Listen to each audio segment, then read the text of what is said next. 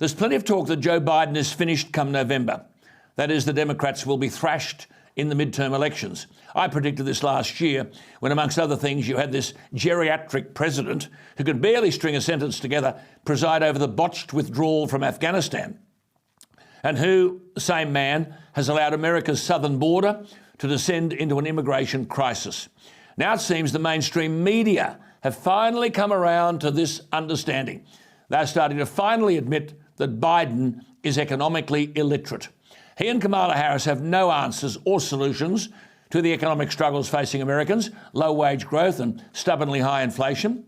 Recent polls show that the economy is the #1 issue in America. I have a hunch that after our RBA announcement this week that the rising cost of living here is the #1 issue for Australians as well. Forget all this do-gooder chat about action on global warming when China and others are only increasing their emissions. It's sideshow alley in the grand scheme of things. Making sure families can afford to live and that jobs are not lost, that should be the central focus of governments right now. For Biden, with the midterm elections in November, his slim congressional majority looks all but gone.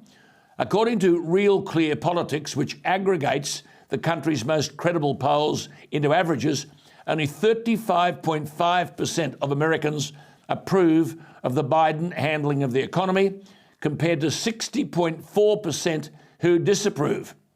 And as here, grocery prices are surging. The cost of beef and pork is up by more than 14% compared with a year ago. Bread is up by almost 9%, milk by 15%, cereal by 11.9%. Rents continue to rise at the fastest pace in decades, a record 11.3% last year. It is a disaster. But when Biden addressed the nation about this runaway inflation, he merely told Americans that he could taste their frustrations. What the hell that means, I've no idea. Let this bloke loose off the auto cue, and that's the sort of drivel he goes on with. The man cannot be allowed to run for office again. Biden's Commerce Secretary, Gina Raimondo, has attempted to shift the blame for this inflation entirely onto the Russian invasion of Ukraine. She's kidding. That's what you call a deflection. Janet Yellen, the Treasury Secretary, conceded last week that she made an error in 2021 when she said inflation, which has only recently dropped from a near 40-year high, posed merely a small risk. The left-wing Yellen told CNN last Tuesday, "I think I was wrong then about the path that inflation would take."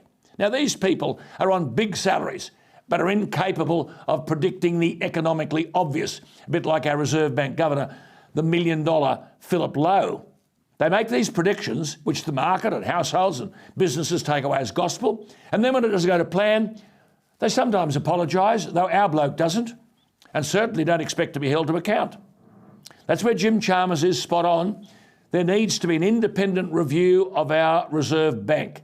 The world is in very uncertain economic times.